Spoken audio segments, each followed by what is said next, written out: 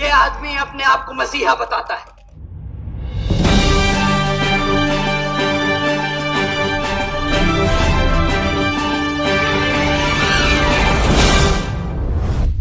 ये आदमी अपने आप को मसीहा बताता है।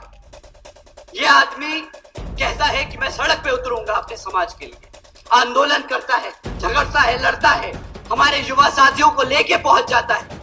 फिर क्या होता है? हमारे युवा साथियों पे मुकदमे होते हैं, भाई अपनी एक सीट निकाल लेंगे। बेचारा घबराता है कि अपने आप लड़ना पड़ जाए तो जमानत जब्त हो जाएगी। साथियों, बेचारे की किस्मत इतनी खराब कि इंडिया अलायंस में होके भी बेचारा बेघर घूम रहा है, पूछ रहा है कि साला कोई एक सीट तो दे दे भाई। अब अपनी खुद की पार्टी से लड़ना पड़ रहा है। आकाश आनंद अपने प्रत्याशी के प्रचार प्रसार में नगीना लोकसभा सीट पर गए थे और बिना चंद्रशेखर के नाम लिए ही उनको आड़े हाथों लिया और क्या कहा उनको आप वीडियो के माध्यम से देख पा रहे हैं। क्या से भी आपसे बोलूंगा कि काम ले इस बारी। दिल से आदमी भावुक होके बोलता है, भावुक होके एक्शन लेता है। कभी लगता है कि यार मेरे समाज के, मेरे परिवार के, मेरे दोस्त यार के यहाँ घटना हुई तो मैं भी उसके साथ जाके खड़ा हो जाऊं, मैं भी आंदोलन करूं, मैं भी पुलिस से झगड़ूं, मैं भी एसपी और डीएम से लड़ूं कि उसको न्याय मिलना चाहिए। साथियों, ये भी तरीका होता है, बट ये कभी बीएसपी का तरीका नहीं रहा। कभी भी बीएसपी के लोग सड़क पे उतरकर किसी से लड़ाई झगड़ा नहीं करे। हमारे लोगों ने हमेशा सूझबूझ और दिमाग से काम लिया। बहन जी ने हमेशा समझाया कि साथियों, सड़क पे उतरकर झगड़ा कर कर आपको आपके लोगों के लिए न्याय नहीं मिलेगा। आपको अपने समाज के लोगों के बारे में और अपने समाज को जागरूक करके वोट डाल के अपने लोगों को तख्ता में बिठाकर उन लोगों के लिए न्याय मिलेगा।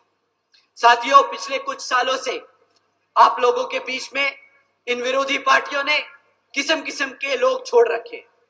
अब नाम लेके उनको बताना क्या, उनको हवा देने की कोई जरूरत नहीं, पर वो आप लोगों को कुछ इस तरीके से भटका रहे हैं, वो मैं काम आपके सामने रख देता हूं और आपको बोलता हूं कि आपसे विनती करता हूं कि उनके चक्करों में ना पड़े, क्योंकि एक बार आप उनके चक्करों में फंस गए तो फिर वहां से निकालना बहुत मुश्किल होगा।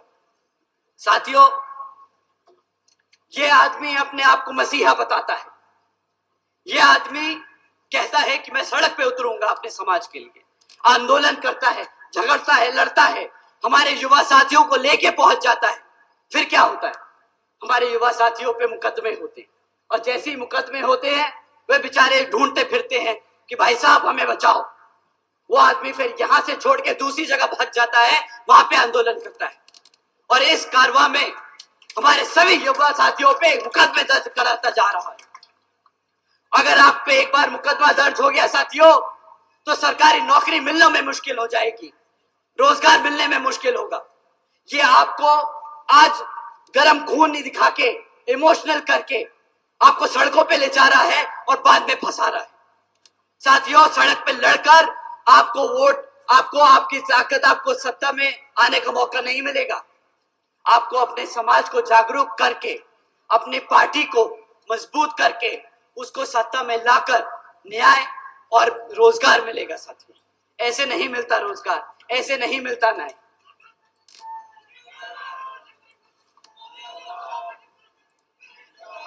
साथियों, अभी पिछले कुछ दिनों में इस व्यक्ति ने अपनी पूरी जी जान लगा दी कि वो इंडिया अलायंस में घुस जाए।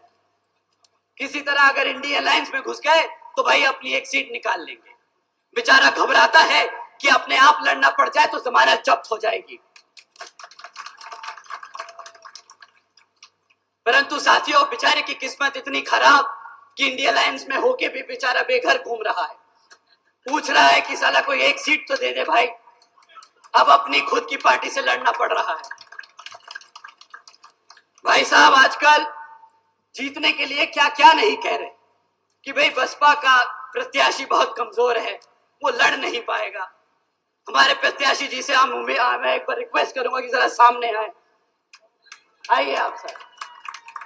अब बताइए साथियों, अगर हमारे प्रत्याशी आपको कमजोर लग रहे हैं, अगर आपको हमारे प्रत्याशी किसी भी तौर तरीके से लग रहे हैं कि वो आपके बीच में खड़े होकर आपके हकों के लिए नहीं लड़ सकते, तो साथियों आप यहाँ पे अपने हाथ ना उठाएं। परंतु अगर आपको लगता है कि हमारे प्रत्याशी उतने ही मजबूत है जितना हमारा कैडर, उतने ही मजबूत है जितने हमारे कार्यकर्ता, तो आप सब अपने हाथ उठाएं और बताएं कि यहाँ पे